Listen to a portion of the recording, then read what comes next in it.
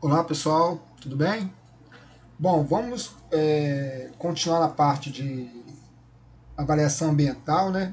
E o que eu vou trazer o assunto hoje aqui é sobre estratégia de avaliação de ruído ocupacional, conforme os dados que eu obtive até outubro de 2021. Então, o ruído ocupacional é o fator de risco mais comum na atividade industrial, prestador de serviço, né? Até às vezes comércio também, você tem um trabalhador exposto ao fator de risco ruído. E nós precisamos avaliar esse perigo, né? Precisamos avaliar ou para fazer um laudo de aposentadoria especial, um PGR, um PPRA, um laudo de insalubridade, inserir informação agora no E-Social. E o fator de risco ruído, ele vem sempre abordado em leis, decretos, instrução normativa, NR, NHO 01. Então é um tema assim, um fator de risco muito comum, né? E às vezes gera dúvidas quanto à estratégia de configuração adequada para o medidor de ruído ocupacional. Então eu trouxe aqui um pouco da história do ruído ocupacional, assim, ao meu ver, quais as legislações que propuseram inclusão e alterações de um limite para tanto para aposentadoria especial como para aposentadoria especial quanto para insalubridade. Então ele traz esse contexto aí, né, de insalubridade e aposentadoria especial. Então esses foram os decretos, as portarias que eu encontrei. Pode ser que alguém tenha visto outros, né, que fizeram algumas alterações. E se quiser, comente aí no espaço dos comentários que eu vou atualizar esse vídeo. Então eu trouxe um histórico aqui da legislação que trata do fator de risco ocupacional ruído. Tem lá a primeira que eu observei, né, uma portaria ministerial de 62, que descrevia o ruído como insalubre de grau médio, 20% do salário mínimo, superior a 80 decibéis. Note aí que não tem a questão do dBA, dBc, né, não tem uma curva de ponderação, o circuito de resposta, se é rápido, se é lento, fast ou slow. Então está lá como limite, né, em 62, a insalubridade grau médio 20%. Em 64, surge a questão da aposentadoria especial, do ruído. Falam que as operações em locais com ruído excessivo, né, capaz de ser nociva à saúde do trabalhador. Aí dá o exemplo de caldeireiro, operador de máquinas pneumáticas, de motores, turbinas, e classifica como insalubre e também tempo mínimo de 25 anos. Então, no próprio decreto, tem a questão da insalubridade e da aposentadoria especial. E mesma questão, ruído acima de 80 decibéis, sem exemplificar qual é a curva de compensação, o circuito de resposta. Depois de 65, tem a questão da insalubridade de grau médio. Aí há uma alteração na portaria 491, em que ele aborda da seguinte forma: em locais fechados, limite igual ou superior a 85 decibéis, na curva B. E ao ar livre, nível igual ou superior a 90 decibéis, na curva C. Aí tem umas questões, a norma não aborda, não é muito clara em relação à jornada, ao horário de disposição, né, o que é o ar livre, né, como é que é essa relação. Mas está ali, né, um novo limite para a questão da insalubridade. Em 1978, aí surge as NRs, com a portaria 3.214, e deixa claro, insalubridade, grau médio 20%, ruído de 85 dBA, slow, né, leitura lenta, uma jornada diária de 8 horas. Lembrando que essa portaria, ela traz junto com os limites dela, vem oriundo da ACGH de 1976. Né? Então, assim,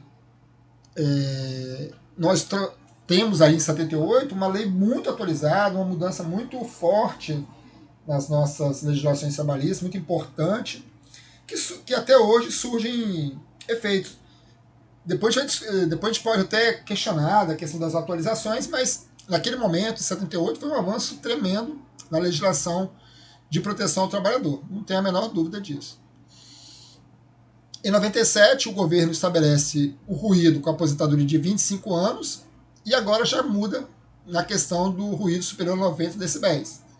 Sem deixar qual é a curva de compensação, o circuito de resposta, isso também não fica muito claro. Está lá o limite 90 dBA. 90 dB, né? Não tem o dBA não, 90 dB. Em 99, o decreto 13.048 mantém, né, aposentadoria especial, superior a 90 decibéis, na mesma questão, sem curva de compensação, sem circuito de resposta.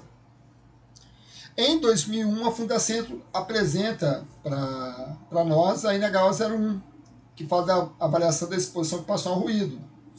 Então nós temos aí de 78, né, a 2001, vários anos se passaram, mais de 20 anos se passaram, e já você tem uma norma mais moderna, né, estabelece estratégia de avaliação, metodologia, e muda aqui o contexto da questão do fator de duplicação de dose.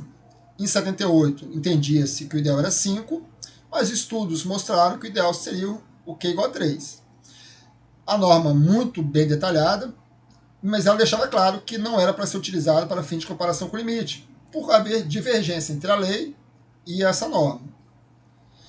E em 2003, o governo estabelece a aposentadoria especial para ruído igual a NR15, anexo 1, de 1978, mas pede que seja adotada a metodologia da Fundacentro. Então, em 2003, né, há uma equivalência da insalubridade e da aposentadoria especial no quesito limite de tolerância para ruído. Eu fiz uma tabela aqui que pode exemplificar mais rápido, né? Então você tem a portaria para insalubridade, uma portaria de 1962 que falava superior a 80 decibéis. Em 65, uma nova portaria fala que em recintos limitados o limite é 85 dB, curva de compensação B, e ao ar livre igual a 90 ou superior dBc. Em 1978, com a NR, superior a 85 dBA para 8 horas diárias. Então, esse é um pouco do histórico aí da questão da insalubridade. A aposentadoria especial, em 64, superior a 80 decibéis, com 8 horas diárias. Em 97, 90 decibéis com 8 horas diárias. Em 99, superior a 90 decibéis, 8 horas diárias, sem descrever a curva de compensação nem o circuito de resposta. Em 2003, limite 85 dBA para 8 horas e adota essa metodologia da Fundacentro. Então, em 2003, nós temos a junção, né, do mesmo limite, tanto para a insalubridade quanto para a aposentadoria especial no quesito ruído. Aí, hoje, né, no momento aqui, nós somos dia 12 de outubro de 2021. Então, como que eu configuro um aparelho, né? As configurações mínimas para que eu faça uma avaliação de ruído ocupacional para ruído contínuo e intermitente. Qual é as configurações quando eu recebo esse aparelho e antes de colocar ele para avaliar, como que eu devo configurar ele? Na questão do ruído contínuo e intermitente. Circuito de ponderação A, isso tá claramente nos dois, né? Circuito de resposta lenta, o slow, né? Critério de referência, ou seja, toda vez que o ruído atingir 85 decibéis para uma jornada de 8 horas, a dose equivalente é 100%. O limite para 8 horas é 85 dB e a dose é 100%. Nível limiar de integração, valor do qual deve ser computado para efeito de cálculo de dose. Quando a gente olha a NR15 apenas, ela começa de 85 para 8 horas. Não tem nenhum valor antes.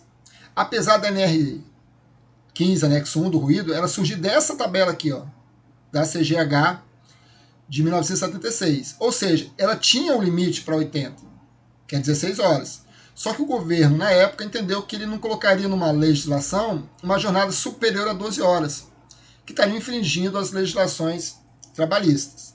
Então o governo colocou dessa tabela aqui para baixo em diante. E fez cálculos aqui nos níveis intermediários. Em 2001, quando surge a NHO 01, ao meu ver, acaba com essa discussão, porque você coloca na NHO 01 uma norma técnica que dá suporte também, não deixa de dar suporte à NR15, e deixa claro que o nível limiar de integração é 80 dBA. Então, quando você poderia ter uma dúvida de 78 a 2001, se você usava 80 ou não usava, né?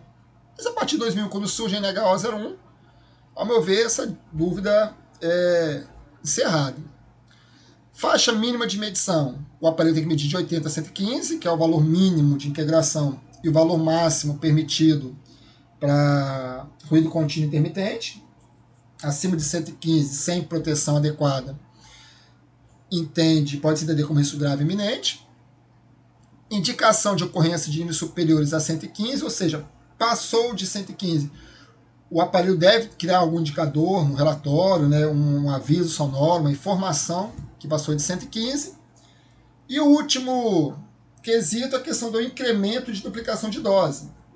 A NH01, ela é mais moderna, mais nova, de 2001, ela deixa claro que o ideal para avaliação é o Q igual a 3. Só que o limite de tolerância no Brasil ele foi criado com Q igual a 5. Então você pode usar vários aspectos. Você deve, né? Você deve usar, nem pode, você deve usar toda a metodologia da NH01, exceto no quesito do incremento de duplicação de dose. Se você usar o Q3, o seu limite muda completamente. Sua estratégia de cálculo, o seu resultado é completamente diferente para Q igual a 5. Então você deve usar um incremento de duplicação de dose Q igual a 5.